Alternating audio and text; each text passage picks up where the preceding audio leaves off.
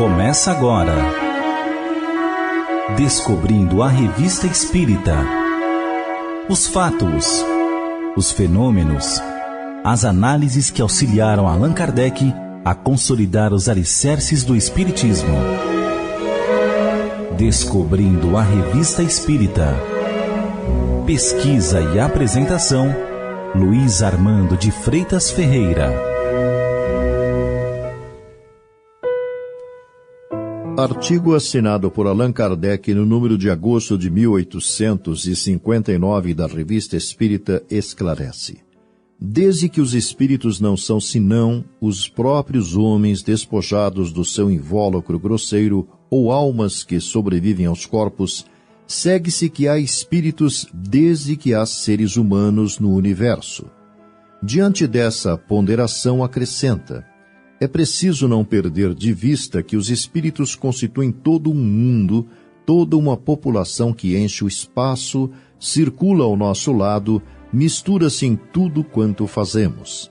Se viesse a levantar o véu que nolas oculta, vê-los-íamos em redor de nós, indo e vindo, seguindo-nos, ou nos evitando segundo o grau de simpatia.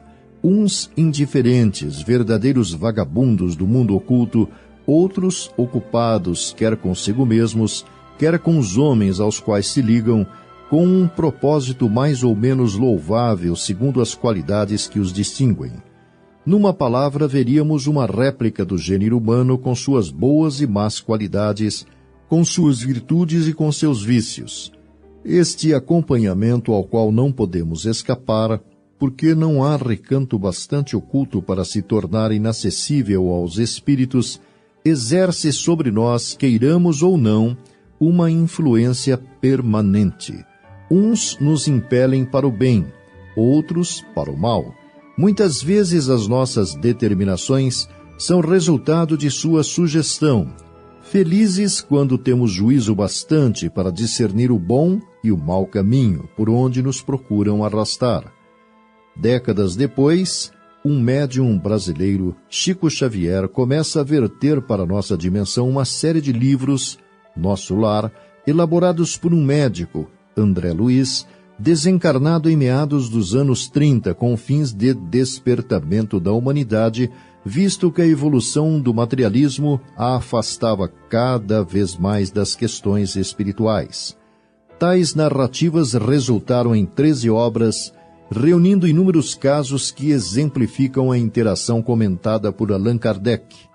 Selecionamos algumas dessas cenas para que se tenha uma ideia de como funciona sutilmente tal interação. Caso 1. Na via pública.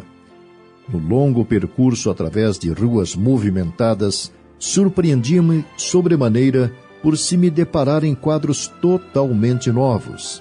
Identificava agora a presença de muitos desencarnados de ordem inferior, seguindo os passos de transeuntes vários ou colados a eles em abraço singular. Muitos se dependuravam a veículos, contemplavam nos outros das sacadas distantes.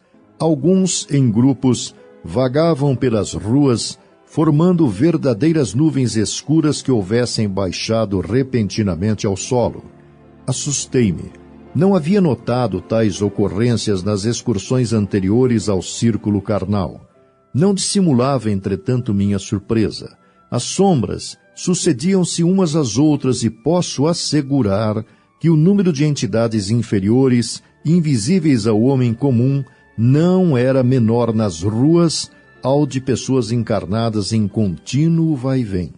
Tinha a impressão nítida de havermos mergulhado num oceano de vibrações muito diferentes, onde respirávamos com certa dificuldade. Caso 2. Numa residência comum.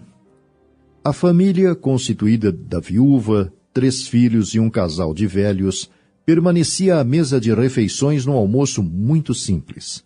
Entretanto, um fato até então inédito para mim feriu-me a observação.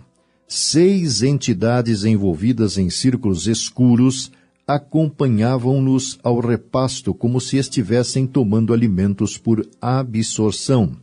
Os que desencarnam nas condições de excessivo apego aos que deixaram na crosta neles encontrando as mesmas algemas, quase sempre se mantêm ligados à casa, às situações domésticas e aos fluidos vitais da família. Alimentam-se com a parentela e dormem nos mesmos aposentos onde se desligaram do corpo físico. Caso 3. Num restaurante. Transpusemos a entrada. As emanações do ambiente produziam em nós indefinível mal-estar. Junto de fumantes e bebedores inveterados, criaturas desencarnadas de triste feição se demoravam expectantes. Algumas sorviam as baforadas de fumo arremessadas ao ar, ainda aquecidas pelo calor dos pulmões que as expulsavam, nisso encontrando alegria e alimento. Outras aspiravam o hálito de alcoólatras impenitentes. Caso 4. Num hospital. A enfermaria estava repleta de cenas deploráveis. Entidades inferiores, retidas pelos próprios enfermos em grande viciação da mente, postavam-se em leitos diversos, lhes imprimindo padecimentos atrozes, sugando-lhes vampirescamente preciosas forças, bem como atormentando e perseguindo-os. Caso 5. Champanhe correndo e música lasciva na casa noturna. Entidades perturbadoras e perturbadas, jungidas ao corpo de bailarinos, enquanto outras iam e vinham, a se inclinarem sobre taças cujo conteúdo lábios entediados não haviam conseguido sorver totalmente. Em recanto multicolorido, onde algumas jovens exibiam formas seminuas em coleios esquisitos, vampiros articulavam trejeitos, completando em sentido menos digno os quadros que o mau gosto humano pretendia apresentar em nome da arte. Tudo rasteiro, impróprio, inconveniente. Caso 6. Mulher, faixa dos 50 anos, casada, devaneando sobre amor platônico. Dona Márcia parecia regressar de outro país. Adereçada, sorridente, os cabelos em penteado excêntrico lhe realçavam a graça, remoçando-a inteiramente. Harmonizava-se a maquiagem com o róseo vestido noivo. O porte se lhe erguia nos sapatos de salto alto com a esbelteza da cegonha jovem quando caminha descuidada em campo livre. Exibia cores, destilava perfumes. Contudo, a flor humana em que se metamorfoseara não escondia para nós as larvas que a carcomiam.